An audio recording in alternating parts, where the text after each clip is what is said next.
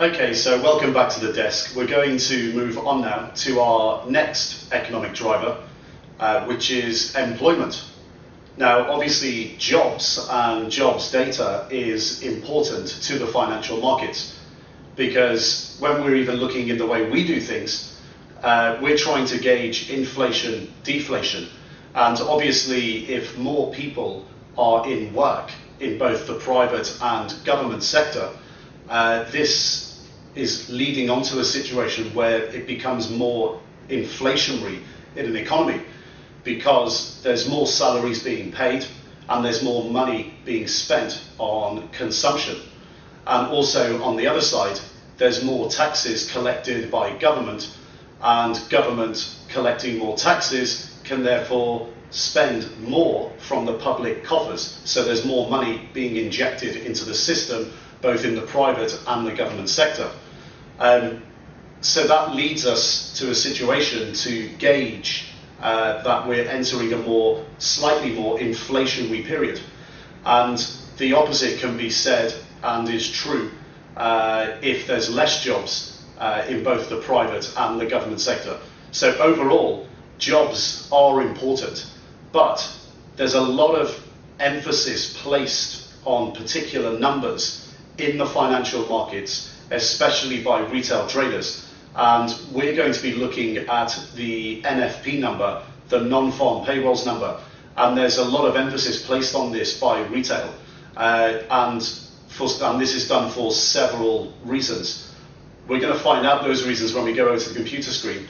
But the conclusion that we're going to get to here, that you're going to see, is that we need to kind of reprogram the way we do things, because the NFP number, although it's important, it's not just a situation in the financial markets as a trader where you base all of your decisions on one or two economic numbers. As we're building out a systematic process here, you're beginning to appreciate that on the professional side, the way things are done is building an overall systematic process, and each economic number is simply just one driver within this overall process of many, many drivers.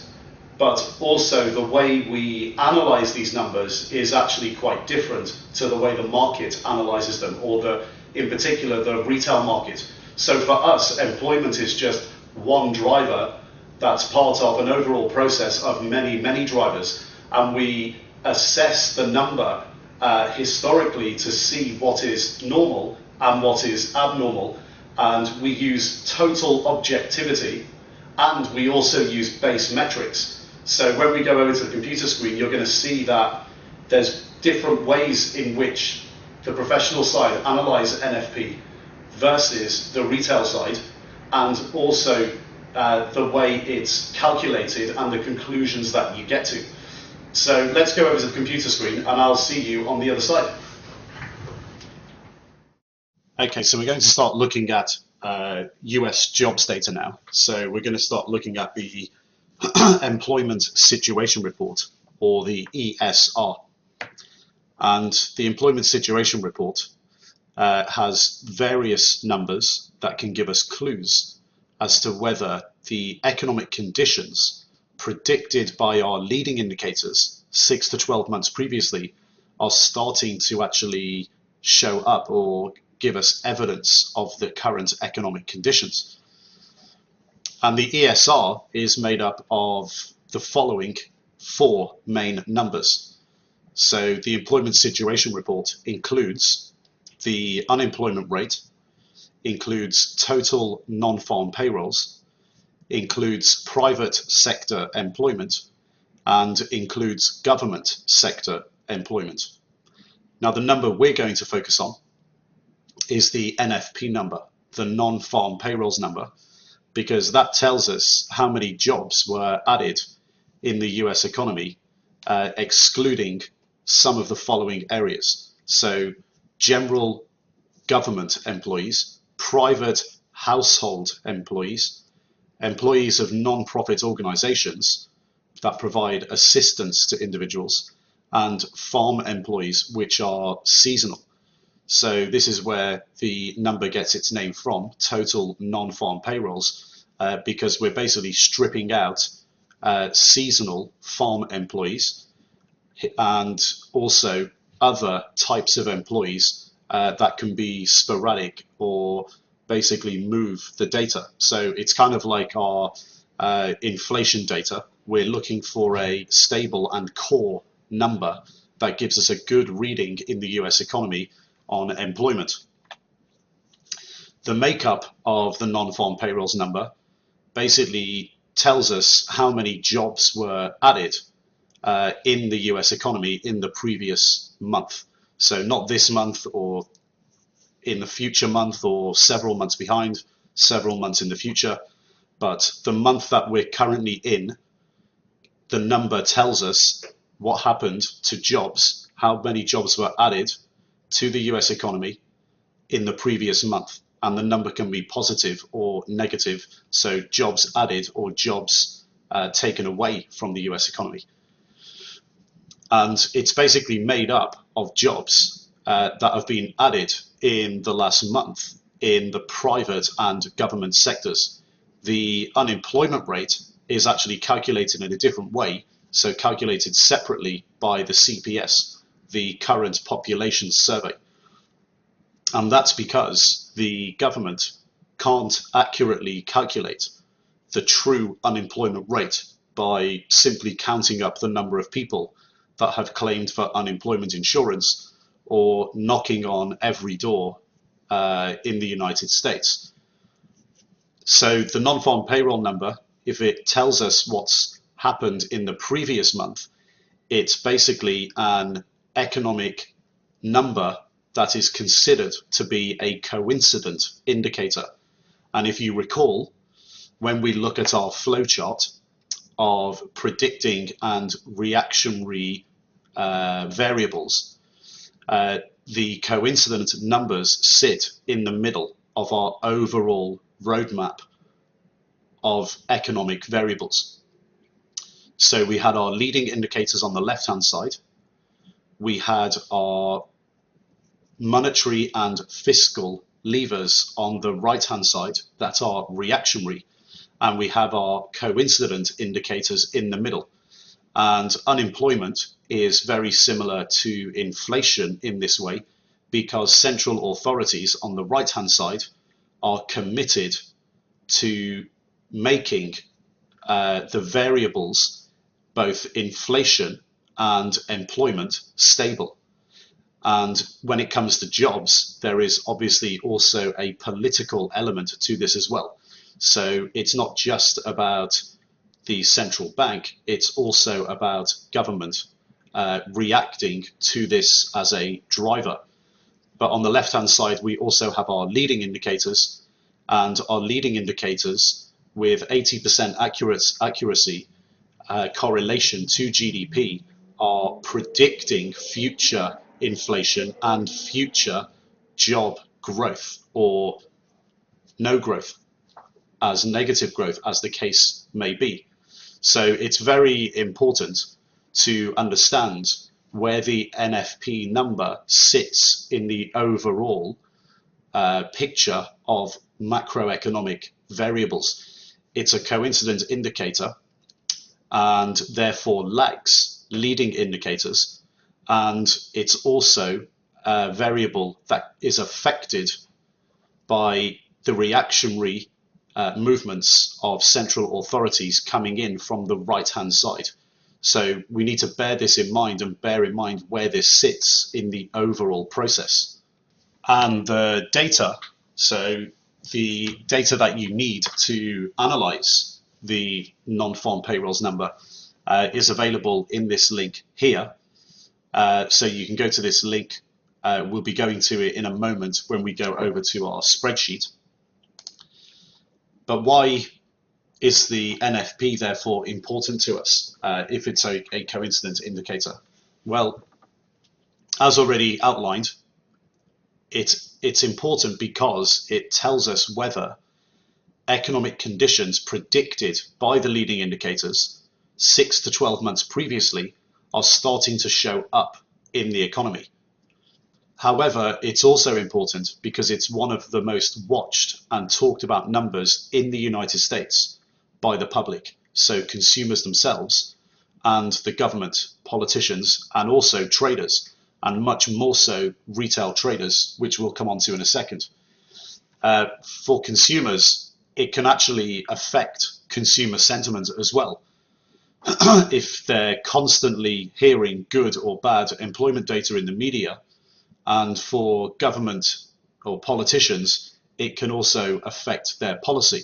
So although the jobs data and employment is sitting in the middle as a coincidence indicator, by definition, the NFP can also affect causality slightly in the other way.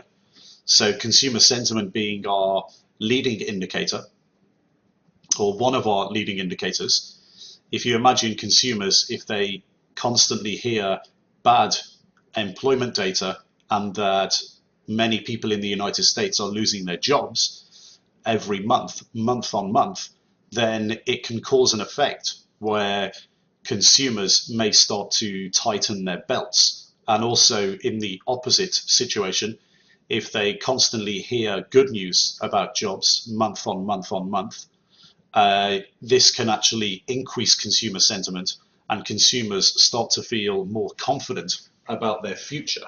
So in the vast majority of cases, consumer sentiment as a leading indicator does drive coincident indicators like employment, because as they're spending, this creates growth and inflation and more employment occurs.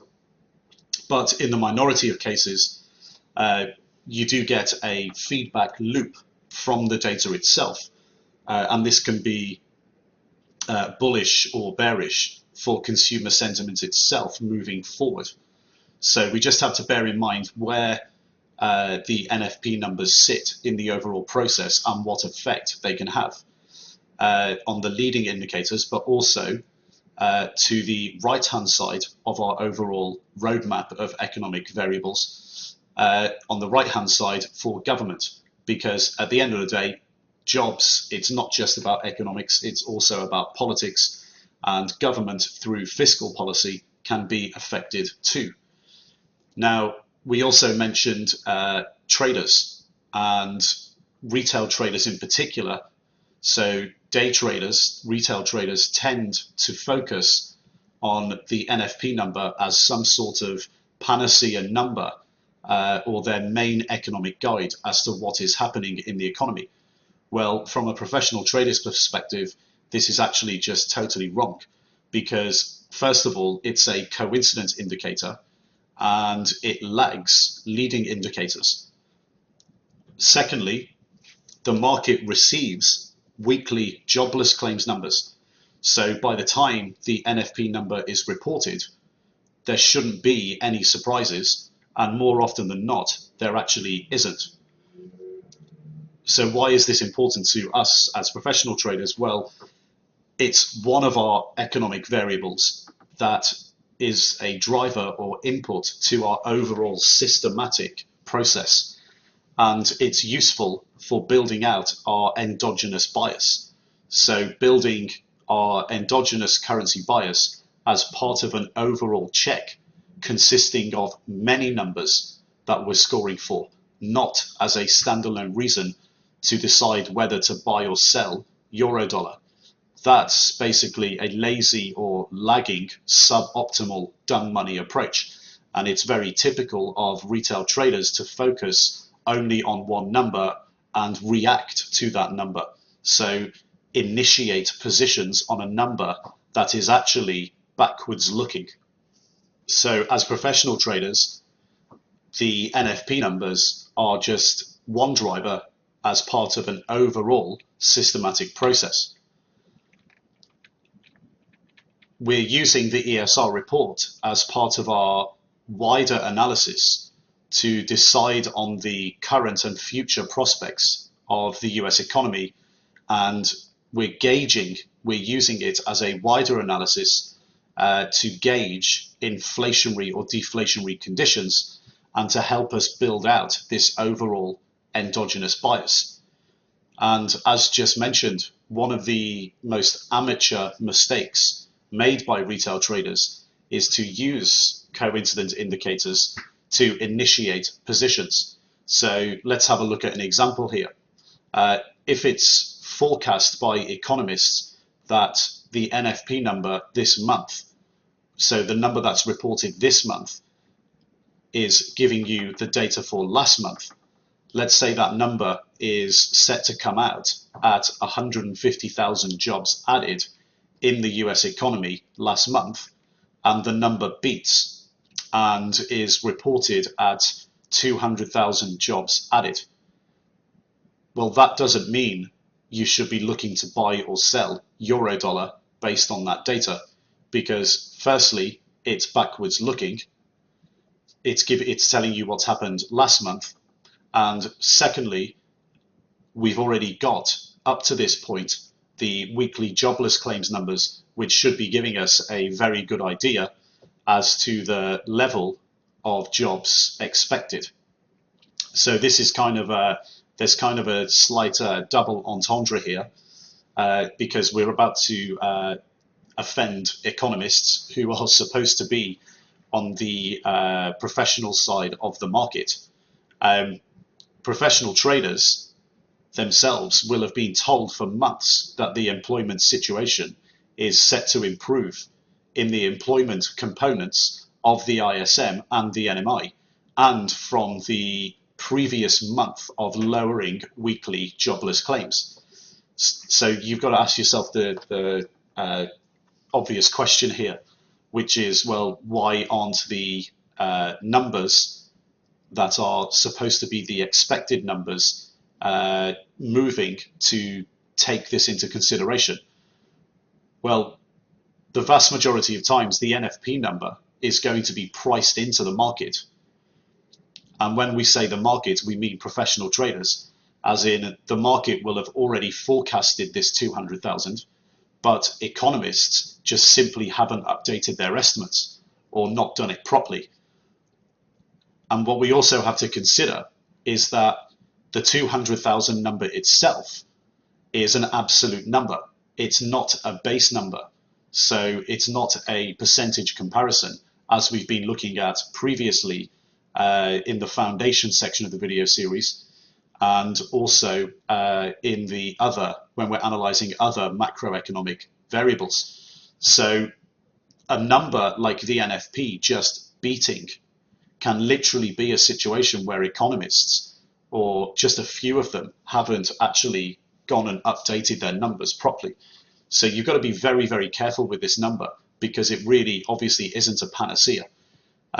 First of all, it's reactionary. So it's a coincidence indicator that is backwards looking, and it's telling you what happened last month in the economy.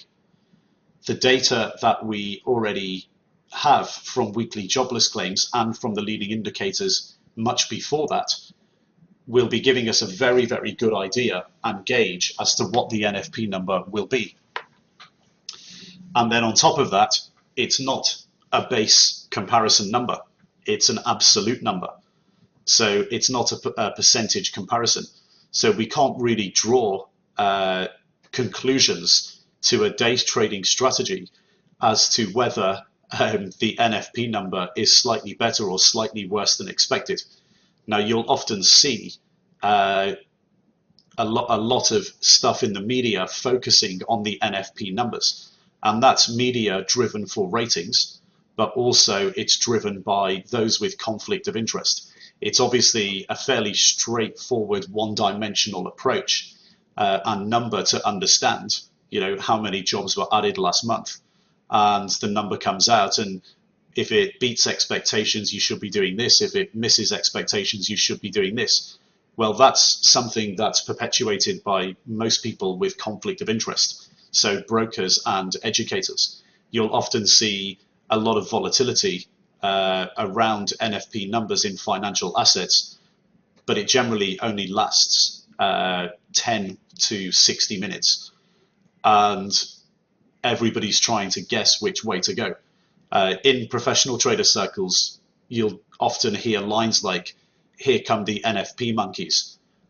That's meaning pros are prepared to take the other side of whatever they do, so whatever retail traders do in the short term, because the market knows, the market as in professional traders know, that a beat in the numbers is actually fully expected, and that the consensus numbers for the NFP number this month just haven't shifted to where the reality is. And when we say priced in, what we mean is that months before, the leading indicators, so the ISM and NMI, employment components, are actually telling professional traders that in a few months' time, there's going to be more jobs coming online. And these jobs will be counted in the NFP number, which is coincident, telling you what's happening now or the month before. So the professional traders know this, and the financial assets that are moving on the NFP number and providing them with volatility, those financial assets are either bought or sold months before the NFP number comes out, or in the previous month with the lowering weekly jobless claims numbers. And what's happening if you're a retail trader and you see the NFP number beat or miss expectations by a small amount, and you're trading these financial assets, what you're actually doing is you're doing the opposite of what the professional trader is doing, because the professional trader is now actually probably trading out, or trading out of a large part of their position and using the liquidity of the NFP monkeys to get out of that position. So you can see now how the causality works. And when we think of this in the bigger picture, you can start to appreciate why we have leading indicators on the left-hand side, governments and central banks with fiscal and monetary policy on the right-hand side. And those guys are respectively leading indicators predicting and central authorities reacting. And we have the coincident indicators in the middle, and employment is a coincident indicator as reported by the data and by the definition of the data. And the employment data is lagging the leading indicators, but it's also affected by central authorities and their policy. And that's due to creating economic growth from central banks, and also from governments, because they're committed politically to job creation. So when you think of the NFP, that's how you've got to think of it in the back of your mind. You've got to see the NFP for what it is in the bigger picture, and for what it is by definition. And it's still useful to us, as we've already mentioned, because it does give us a gauge on the future prospects of the US economy, and gives us a gauge on current and future inflationary or deflationary conditions. But we have to define it properly, and we have to engage with it in a systematic process and see it as one driver of an overall systematic process. And in our overall systematic process, it's one driver in the endogenous analysis, hopefully giving us a bias as to whether to be short or long the currency. So whether to be short or long bias. So which way are we leaning towards? Do we see inflation? Do we see deflation overall? And the NFP number is just one number that we look at. So you can start to understand and appreciate now how the differences between retail traders and professional traders are when it comes to analyzing economic data and how it's interpreted and treated. Now, how do we start to look at this data? Well, the first thing you're going to see when you download the numbers, you're going to see the nominal numbers, and these are really not very useful to us because we're not really learning anything. As you can see here, if we go back to the beginning of the data, 1939, and you can see the amount of jobs in the US economy, the amount of jobs added to the US economy, what you're seeing is actually a function as much of population as of anything else. So obviously the population in 1939 in the United States was much smaller, so an increase of 30,000 jobs month on month could have been a large part of the population at that point in time.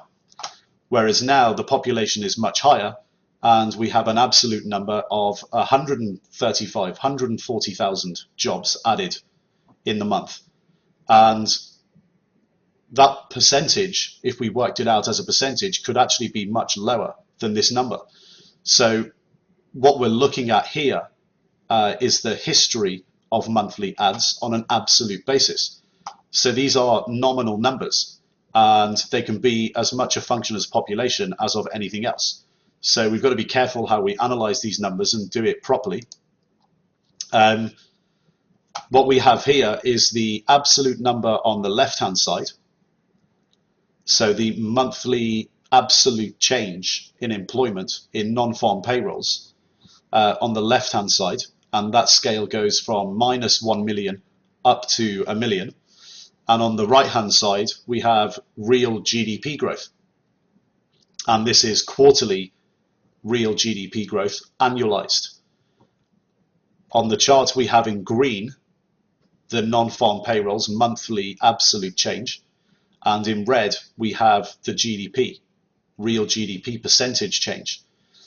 And you can see obviously there is a decent correlation between the two, but this is actually not a great way to look at it. And this is something we just picked up on, which is one of the problems with the NFP number, is that everybody focuses on the nominal change in the last month. So for example, the US adding 285,000 jobs in the last month.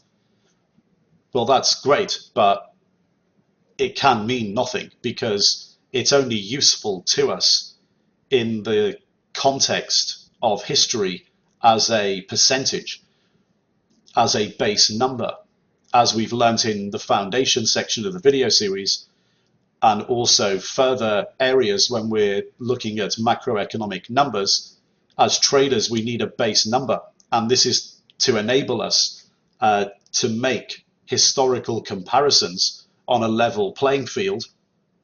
And if we can make historical comparisons on a level playing field, we can actually make informed analysis and judgments and decisions from the numbers. Because what we're trying to do with all our macro numbers is to actually figure out what is normal and what is abnormal. So it's not going to work for us just by looking at an absolute number, even though we've got a decent correlation here when we look through business cycles and the history of those business cycles. So GDP as the business cycle relative to jobs growth in a nominal sense. What we've got to do is work everything out in percentage terms and get the base metric, get the level playing field, so we can make an informed analysis and we can make an informed decisions and judgments. So how does it look pictorially when we go through this properly? So here we've got on our chart, and by the way, these are all available in the spreadsheet. We'll go over to the spreadsheet in a second. When we look at this pictorially on the chart here, we have the monthly percentage change in non-farm payrolls on our scale here on the left-hand side. And this is going from minus 1.5% change on the month to positive 1.5% change on the month. And on the right-hand side, we have real GDP. So we have a scale here of quarterly annualized real GDP of minus 15 all the way up to plus 15%. And you can see here that when we look at real GDP against the monthly percentage change in NFP numbers, we actually have a much better correlation when compared to the absolute numbers on the left-hand side. And what we're also doing here is looking to compare these numbers, like in previous analysis, to GDP to discover what is normal and what is abnormal. So what lies within one standard deviation and what lies outside the normal bounds, and we score accordingly. So we do our statistical distribution, as we do with many of our numbers. We figure out what is normal within the historical data and what is abnormal. So what lies within one standard deviation, what lies outside one standard deviation. And we look at our current numbers and we compare them and we scorecard across by looking historically at the monthly percentage changes and what levels those monthly percentage changes are associated with levels of GDP. So, for example, here, when we look at our long-term number, which is generally trending lower in terms of percentage changes, we have roughly a 1% GDP growth rate associated with a 0.1% positive change in monthly employment and a 2% real GDP annualized growth rate is associated with around 0.2% positive monthly change in NFP. And that's how we build out our scorecards in a very similar process to the way we've done it before with our other economic indicators. Now, if we zoom in here, we can zoom in to a more recent period to understand the data. And we can start to realize a few things when we look at a more recent time period. So although we've taken the data going back all the way to 1954, we've zoomed in here for the period 92 to present day. And you can see that generally speaking, when we look at the positive areas, there's a very high correlation between the monthly percentage changes, the positive monthly percentage changes in non-farm payrolls and positive levels of GDP. But what we also realize is that it's associated with certain levels, on average, certain levels of real GDP. So we can see here again that when we zoom in, around 0.2, 0.3 is associated with 2 to 3% GDP, real GDP growth annualized. In the negatives, we can also see that negatives are generally always associated with real negative GDP. And one case here, which isn't a negative, but we get real negative GDP following a big fall in the non-farm payroll monthly number. So we can actually go over to the spreadsheet and just quickly have a look at these numbers. And if we go in to the NFP tab first, you'll see we've worked out the statistical distribution here. But if you go into the sources area, you'll be able to get the link here. And if you click on the link, this is going to take you to the US Department of Labor, Bureau of Labor Stats. And you can see here, we've got all the data and downloadable from a spreadsheet. So all you have to do is hit that, and that will take you over to your spreadsheet with all the data. And then, as we've done with previous numbers, we take the numbers and we start to work out our distribution. So we have our dates, and they're going up in increments of a month. We have our NFP value. We have our absolute monthly change. And we have our percentage change month on month. And our percentage change month on month is using the B column, the NFP value, to work out the percentage change month on month, all the way down. And if you scroll all the way down, you're going to see all the way to the latest data right at the bottom of the sheet. So we have our usual stats, we have our intervals, we have the frequencies of these intervals, we have our labels here, which is feeding our histogram, we have our probabilities of the frequencies occurring, and we have our cumulative probabilities. We also have our descriptive statistics for the NFP. We have our standard deviation here. Up here we have all of our averages. So first of all, we have our total mean for all of the data. We have our count. We have the average cases in both the positive and the negative readings. And to the right-hand side, as always, we analyze our distribution of the statistics relative to a normal distribution. We have our scorecard here, which we'll be looking at in a moment. But we also have our charts here, which are being fed by the data on the left-hand side. With the charts, please go into this in your own time. Have a look at the data and see where it's all feeding from. And all you have to do every month to update is to basically put the latest statistic here and change the charts by selecting data, and you just edit and you update the column and the row. So here the row is 923.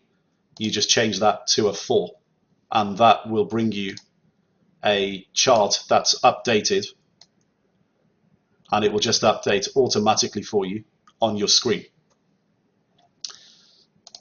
So all of these stats, this should be becoming very familiar to you now. So we're not going to waste too much time going through the whole process again. Let's go back to the presentation and we'll look at these numbers and see what we learn. So before we start looking at these stats, once again, we've provided you with the statistical distribution of the NFP monthly returns. However, you should try for yourself doing a statistical distribution of the initial and continuing claims, because claims data leads NFP data and is provided weekly, whereas the NFP data is only provided monthly. And all the numbers are available in the download section here. Again, we go back to this principle of being the self-starter and having the self-starter mentality. You really do need to learn how to do all this stuff yourself. And throughout our education, we're sticking to the principle of not spoon feeding you. So again, we're showing you the process. We've been through it. We've shown you the examples. This is something you should go off now and do yourself as homework. It'll be good practice for you. And this type of practice will help you to continue to stay on top of the data yourself forever, and only rely on yourself and not rely on other people to spoon feed you the analysis. Because what we're trying to be here is obviously consistently profitable traders, and consistently profitable traders rely only on themselves for information and to generate ideas for themselves. Now, the data that's also included is the unemployment rate, which is in the download section as well. This is part of the overall ESR monthly release and is basically the inverse of the NFP. So unemployment being the inverse of employment. It's calculated from a different source, but that's how you should see it. And what you can do to practice, you can create a distribution with all these numbers as well. So practice it and compare them. And as we pointed out when we were inside the spreadsheet, with the stats provided, all you have to do to update all of the spreadsheets is to just input the latest number at the bottom of the range, and amend the descriptive stats and formulas in each cell. And that's going to provide you with a shortcut. And the shortcut can be applied to everything else as well that we've looked at, where we've calculated a statistical distribution. Now, staying on top of these numbers isn't at all easy. No one said it ever was, but you should be starting to realize now the real reasons underpinning why 90% of retail traders or 90% of retail currency traders lose money, because really it's about not seeking out a proper education and not doing your homework. And whether that's through laziness or not having the right amount of time to do so. So from a trading education perspective, looking at the NFP number as some sort of panacea number that's going to tell you everything you need to do in trading for the next month. It's not like that at all. The NFP number is obviously backwards looking, it's coincident. It's not as important as our leading indicators, but in a professional, systematic process, it does give us a gauge on inflation and deflation and is one driver that we analyze. In terms of homework, either not having enough time to do the work properly or not doing it through laziness. And if you look at your own situation, if you have 8 to 12 hours a week, you should be able to stay on top of all this data. And if you practice the processes, in the first couple of months, the processes will be alien to you and will be fairly difficult to complete on a regular basis. But once you've practiced several times, the numbers should be fairly easy to keep on top of, as long as you keep a good diary, download the data, upload the data to your spreadsheets, amend your data and charts, and you should be able to do it in a very quick amount of time once you've got used to the processes. So what we're providing here is the process for you and the shortcut to do it. And obviously this process is part of an overall systematic framework which you apply overall to each country and each currency. So staying on top of it's not easy, but you should be able to do this once you get a handle on the process and practice it. Now let's have a look at the data. What we actually found from the non-farm payrolls data is quite interesting. We look at it in the same way as we have in previous numbers, where we take a rolling 12-month percentage change. So we take the current month and the previous 11 months, and we take the average percentage change. And we compare that to our historical data as a statistical distribution, and we build our scorecard and we generate a score for inflation or deflation in current and future conditions as driven by the NFP. And currently the NFP scorecard gives us a 0.2% number. So the average of the last 12 months, a 0.2% increase in jobs in the United States. So the average month for the last 12 months. And this is basically equivalent to a 2% real GDP growth number.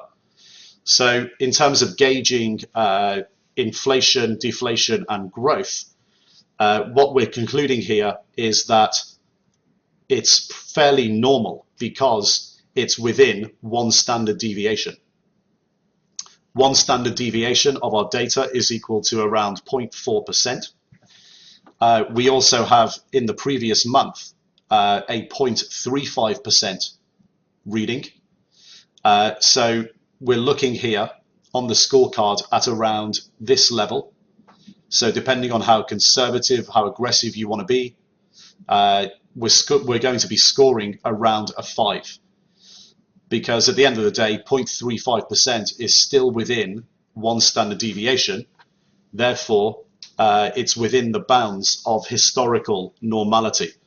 So we have a short currency bias from this with a score of around 5, and that provides us with a medium conviction to be looking at shorting the US dollar. And again, this is an endogenous analysis. We're not looking at this relative to any other country. We're just looking at it in absolute terms. So whether the currency is in absolute terms losing value or gaining in value.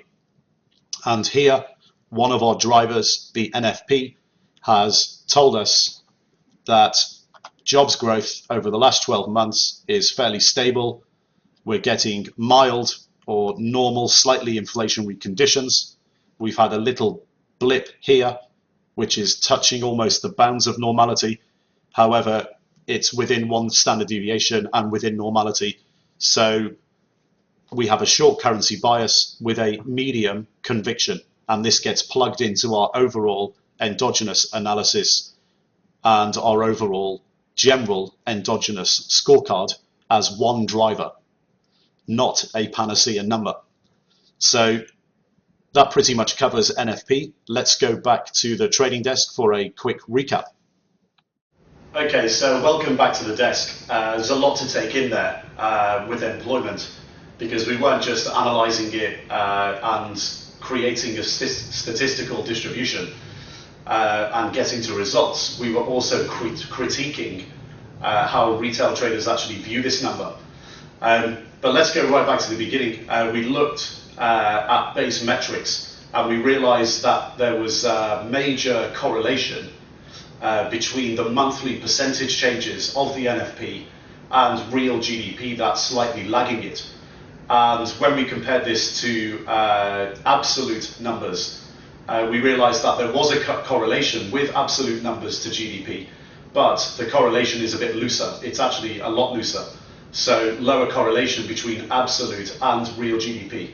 So this means that if you're doing it as a retail trader and just looking only at the NFP and maybe one other number as your economic guide to decide whether to buy and sell currencies, it just means that basically if you're looking at the absolute numbers and doing it in that way, that you can be wrong more times because there's a lower correlation with the absolute numbers relative to percentage monthly changes. And also, it's a slightly lagging number. It's a coincident indicator that's lagging the actual leading indicators.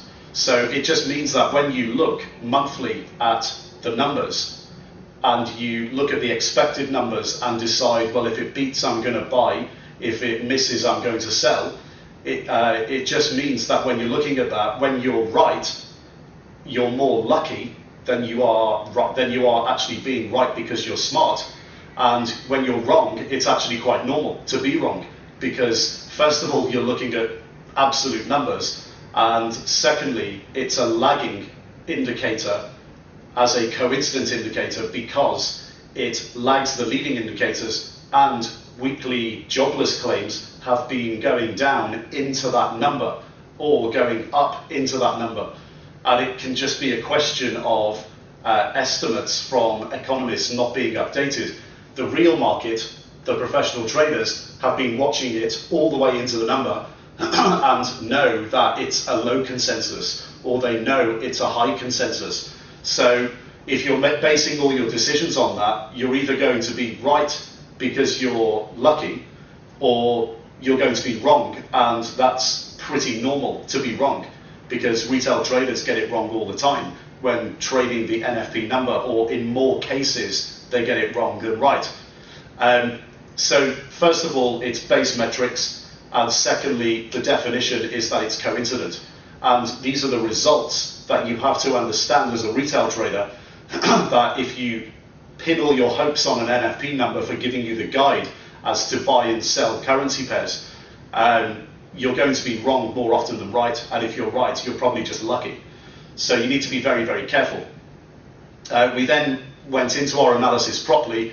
We created our statistical distribution with our base metrics, and we did this with objectivity, knowing that these numbers are lagging. And we started to realize that, again, in the majority of cases, we do get employment adds in terms of positive percentage numbers in the vast majority of cases. So the split, if you look in the spreadsheet on the numbers, is actually 75% of times, so 75% of months in history, we get a positive number, and 25% of times we get a negative percentage change month on month. And this is how we start to build out our scorecards. So in the same way as we've done with previous numbers, we analyze the statistical distribution to find out what is normal and abnormal and build our scorecards using that as our driver and understanding of how things work.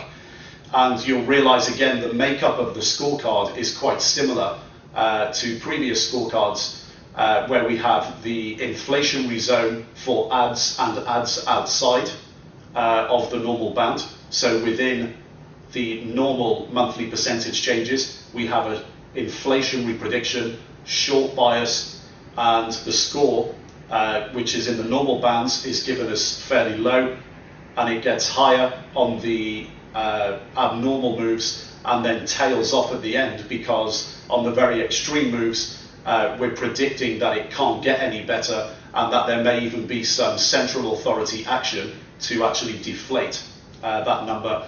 Then we have the deflationary zone, which in this case we score quite highly on, simply because it only happens in 25% of times where we get a zero or a negative number. But on the extreme moves we're predicting inflation, and with jobs we give it a high score on predicting inflation because we know it's political and we know that the authorities will react at all costs. So this actually brings us on nicely to our next video. We're going on now to look at central authorities and how we actually analyze all the data from central banks and governments. So let's go over to the next video and I'll see you on the other side.